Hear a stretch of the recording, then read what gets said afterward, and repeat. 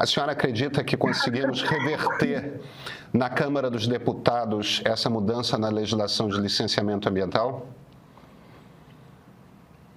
Olha, reverter o que aconteceu no Senado, na Câmara dos Deputados, só existe duas colunas que podem fazer essa reversão. Os senhores deputados e deputadas, porque o debate no parlamento é para isso, e principalmente a sociedade brasileira.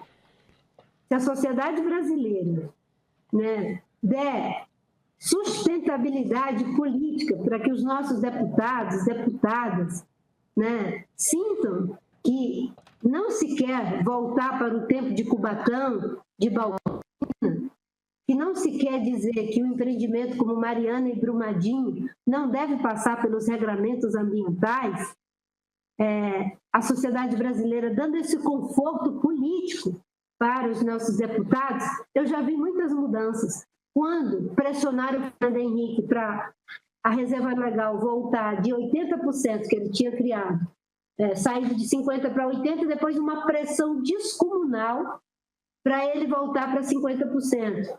Foi a mobilização da sociedade brasileira que deu sustentabilidade para o Fernando Henrique dizer não vou mais mudar. Ele retirou a medida provisória de pauta na hora da votação, tendo maioria para votar.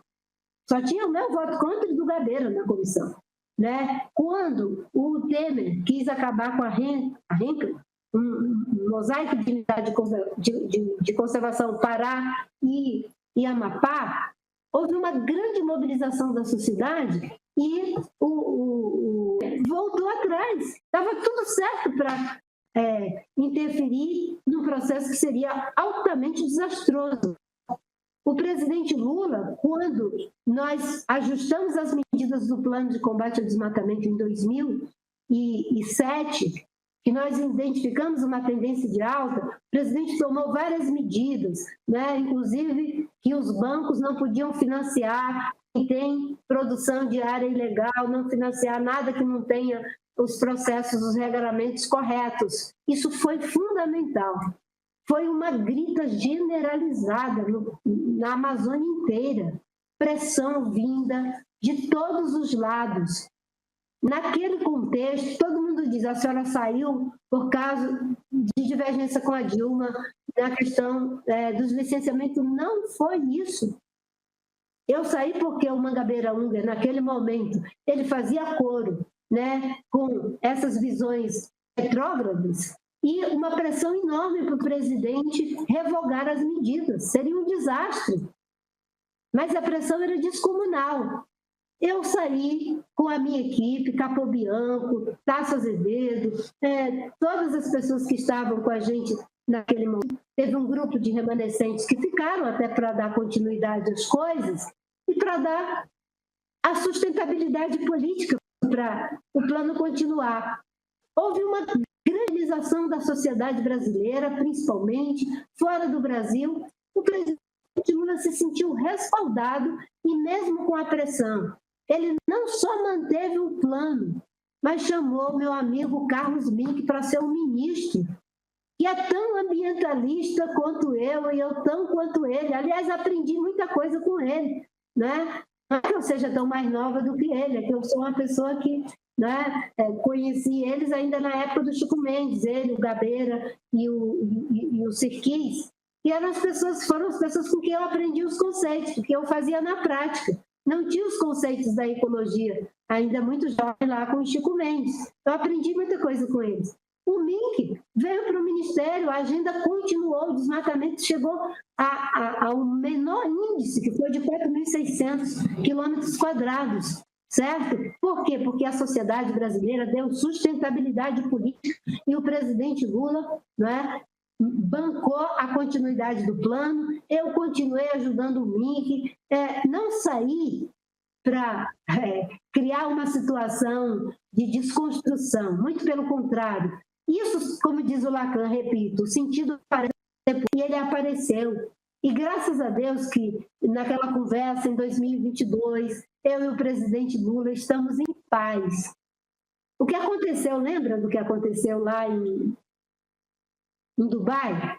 que ele ia falar sobre floresta, e estava tudo combinado, eu e o Mauro e todo mundo ali, e ele, não, quem vai falar é você. Aí estava tudo certo, só que ele disse que eu ia falar, e na hora ele me puxou para ir falar. E me deu aquele abraço que emocionou a Copa inteira. Eu encontrava pessoas falando inglês para mim que tinham ficado emocionado. Aquilo não é uma coisa debalde. Ele vive as contradições. Naquele momento eu segurei a barra, agora eu me emocionei, olha só. Naquele momento eu segurei a barra, né? Porque era o presidente chorando e eu chorando, não ia dançar. Mas agora eu me emocionei. Não é uma coisa debalde, houve ali uma reconciliação com as nossas histórias, com as nossas trajetórias. E tudo que a gente está conseguindo fazer aqui, tem hora que ele banca pessoalmente. Mas política a gente não faz sozinho. Não faz sozinho. As contradições, elas estão sendo trabalhadas. E eu espero que isso que aconteceu agora, lá na Câmara dos Deputados, no Senado, tenha uma curva de aprendizagem para todo mundo. É possível fazer um debate civilizado. Acho que a sociedade fez de novo agora uma pedagogia. Porque às vezes tem alguns que esperam que vão fazer o que fizeram comigo, o que fazem com a Janja, o que fizeram, que foi feito com a jornalista Patrícia Campo Melo, que isso vai ficar no esquecimento. Mas as mulheres reagem, os homens que respeitam as mulheres reagem, as pessoas não vão mais permitir esse tipo de coisa. E até mesmo os agressores têm o direito de aprender. Eu gosto muito de uma frase do Shakespeare, que ele diz que o contrário de injustiça não é justiça. O contrário de injustiça é amor. Porque toda justiça que não se faz por amor não é justiça, é vingança. E eu vejo justiça como amor. É possível reparação até para aqueles que cometem atrocidades, desde que eles queiram fazer a reparação em si mesmo. O tempo todo tem que ter, mesmo uma mulher como Joana d'Arc, se entregue às fogueiras. Antigamente era a Marta Suplicy, era a Benedita, a Jandira Fegali, a Marina Silva. Eu já passei por esses processos inúmeras vezes. Agora é o tempo todo com a nossa primeira-dama, a Janja, porque ela tem opinião, porque ela tem causa e porque ela não tem que ficar submissa, porque ela é a esposa do presidente. Do mesmo jeito que as jornalistas, não é? Como foram agredidas, a Vera Magalhães, tantas de nós.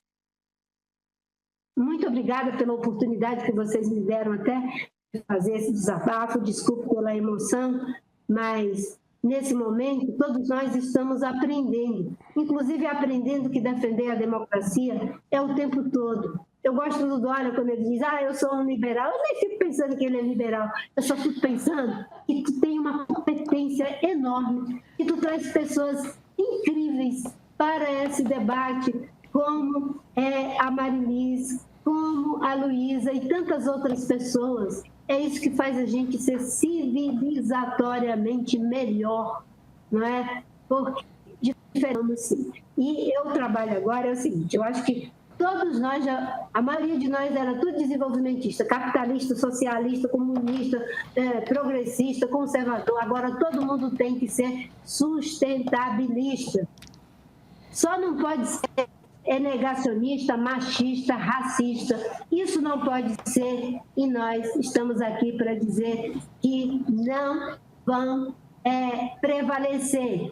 Eles passarão, nós passarinho. Obrigada, gente. Ministra, muito obrigada. Recado devidamente notado, tá, ministra? Muito obrigada.